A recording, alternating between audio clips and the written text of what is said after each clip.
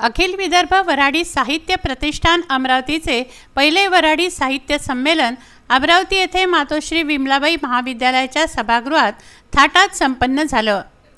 यावेळी मंचावर संस्थापक कारा चव्हाण यांच्यासह संमेलनाध्यक्ष डॉक्टर सतीश तराळ, उद्घाटक कौतिकराव ठाले पाटील तसंच स्वागताध्यक्ष दिलीप निंबोरकर, प्रमुख अतिथी म्हणून माजी शिक्षण मंत्री वसंतराव पुरके तसंच ज्येष्ठ साहित्यिक राज यावलीकर, वऱ्हाडी प्रतिष्ठानचे संस्थापक अध्यक्ष कारा चव्हाण आदी मान्यवर उपस्थित होते।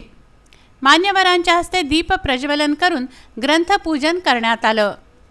बबलू कराळे संपादित पंचारती हा विशेषांक तर डॉक्टर राज यावलीकर यांच्या राजनीती या पुस्तकांचं प्रकाशनही यावेळी करण्यात आलं। विविध कवींनी आपल्या बोली वाङ्मयाचे मराठी साहित्यातील योगदान व वऱ्हाडीच्या समग्र व ऐतिहासिक संपन्नतेवर भाष्य केलं व आपल्या कविता सादर केल्या। संस्थापक कारा चव्हाण यांनी वऱ्हाडी भाषेविषयी आपली भक्कम भूमिका मांडली।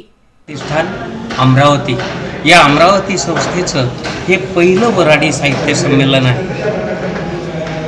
ही संस्था फक्त वऱ्हाडीसाठीच, वऱ्हाडीच्या संवर्धनासाठी, वऱ्हाडीच्या प्रचार प्रसारासाठीच कार्य करत नाही, तर अखिल महाराष्ट्रामध्ये ज्या सगळ्या बोली बोलल्या जातात, वऱ्हाडी असू दे, अहिराणी असू दे, झाडी असू दे, त्याचबरोबर मराठमोळी असू दे, या सगळ्या बोलीभाषांना सोबत घेऊन चालणारी आमची वऱ्हाडी भाषा आहे। वऱ्हाडी भाषा ही खऱ्या अर्थानं मराठीची आई आहे, हा विचार रुजवण्यासाठी सगळ्या महाराष्ट्रभर आमचा मंच काम करतो, कारण मराठी ही वऱ्हाडीतून निर्माण झालेली आहे।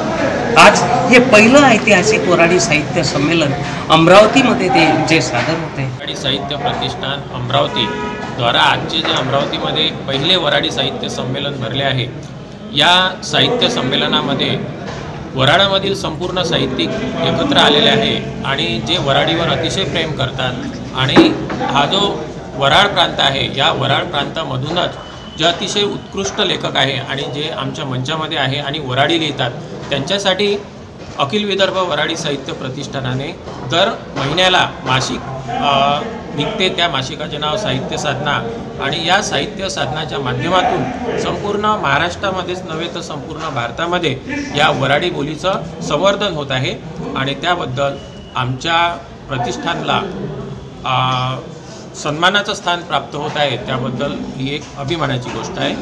यावेळी सुपू अढावकर, जयश्री कोटगिरवार, डॉक्टर मंदा नांदुरकर यांच्यासह अभ्यासक उपस्थित होते।